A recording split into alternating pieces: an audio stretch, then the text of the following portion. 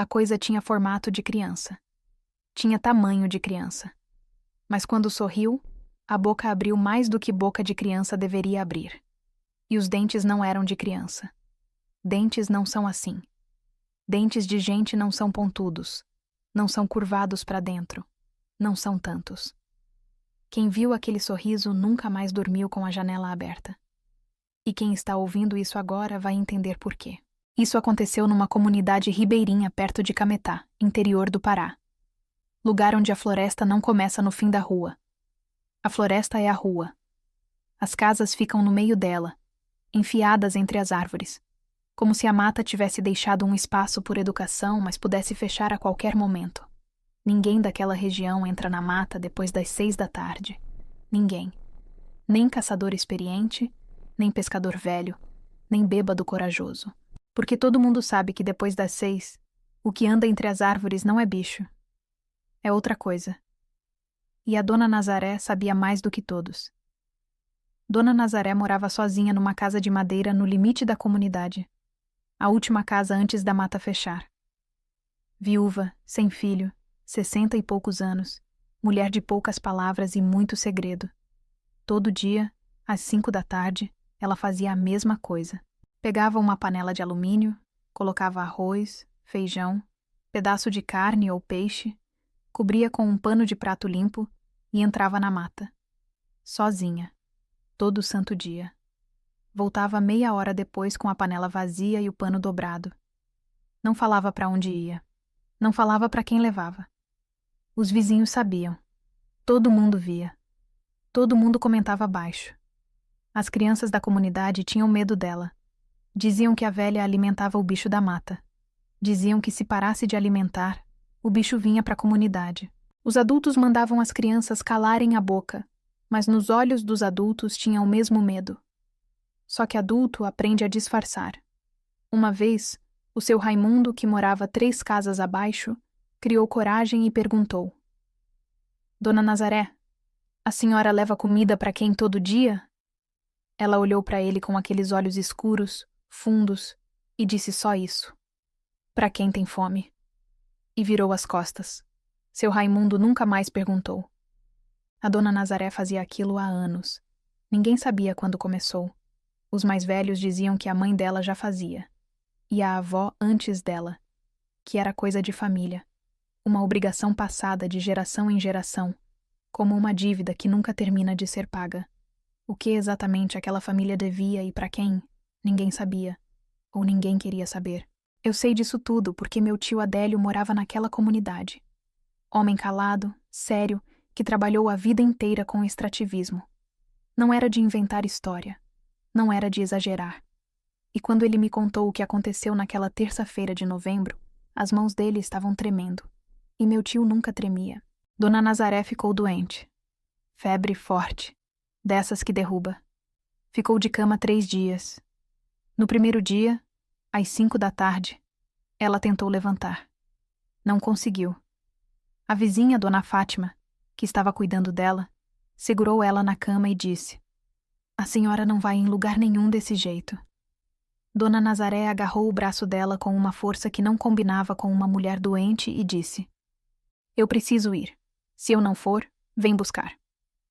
Dona Fátima achou que era delírio de febre. Deu chá, deu remédio, apagou a luz. No primeiro dia, nada aconteceu. No segundo dia, Dona Nazaré acordou de madrugada gritando. Disse que ouviu batida na parede dos fundos da casa. 3 batidas. Espaçadas. Fortes. Dona Fátima estava dormindo no sofá da sala e não ouviu nada. Disse que era febre, pesadelo. Dona Nazaré olhou para ela e disse: Não é pesadelo, é aviso. Quando bate 3 vezes, é porque está com fome. E quando está com fome, fica impaciente. No terceiro dia, Dona Nazaré não conseguiu levantar de jeito nenhum. A febre tinha subido mais. Ela chorava na cama repetindo: Faz a comida. Leva a comida. Pelo amor de Deus, alguém leva a comida.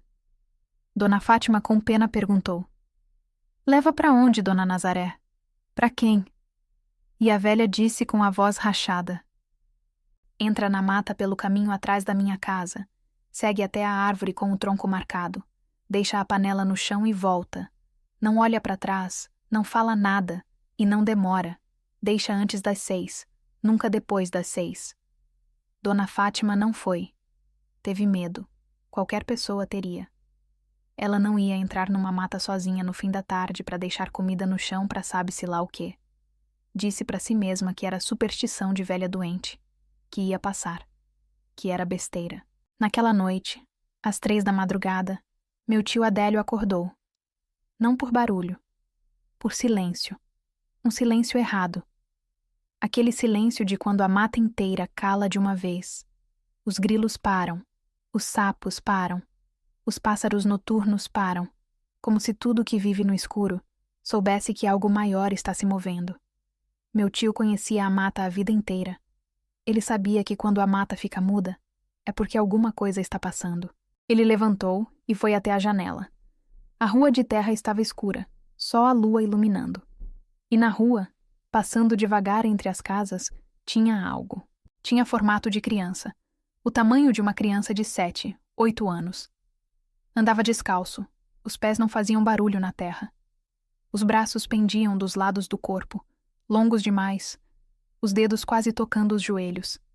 A cabeça estava levemente inclinada para o lado, como se estivesse ouvindo algo que ninguém mais ouvia. A pele era pálida demais para qualquer criança daquela região, branca como coisa que nunca viu sol. E se movia devagar, no meio da rua, em direção à casa da dona Nazaré. Meu tio disse que quis gritar. Não saiu som. Quis se mexer. O corpo não obedeceu. Ficou ali, grudado na janela, assistindo aquela coisa caminhar. E quando a coisa passou embaixo do poste de luz, o poste apagou. Não piscou. Apagou. Como se a luz tivesse medo, a coisa chegou na frente da casa da dona Nazaré. Parou. Ficou de pé, olhando para a porta. Imóvel. Por uns 2, 3 minutos, não se mexeu. Meu tio disse que naqueles minutos o coração dele batia tão forte que ele achava que ia ter um infarto. E então a coisa fez um gesto. Levantou a mão e bateu na porta. 3 vezes. Devagar. Forte. O mesmo som que Dona Nazaré tinha descrito. As 3 batidas. De dentro da casa, veio a voz da Dona Nazaré. Fraca, rouca, mas clara. Eu sei que você está aí. Me perdoa. Eu não pude ir. Amanhã eu levo. Eu prometo. Silêncio. A coisa ficou parada por mais uns segundos. Depois, virou o rosto. Virou na direção da janela do meu tio. Olhou direto para ele. E sorriu. Meu tio Adélio era homem de 62 anos. Trabalhou na mata desde os 12. Já viu onça de perto. Já enfrentou cobra no escuro. Já dormiu em barraco no meio da floresta sem medo nenhum. Mas quando ele me descreveu aquele sorriso, a voz dele falhou. Ele engoliu seco, olhou para o chão e disse: aquilo não era boca de gente. A boca abriu demais.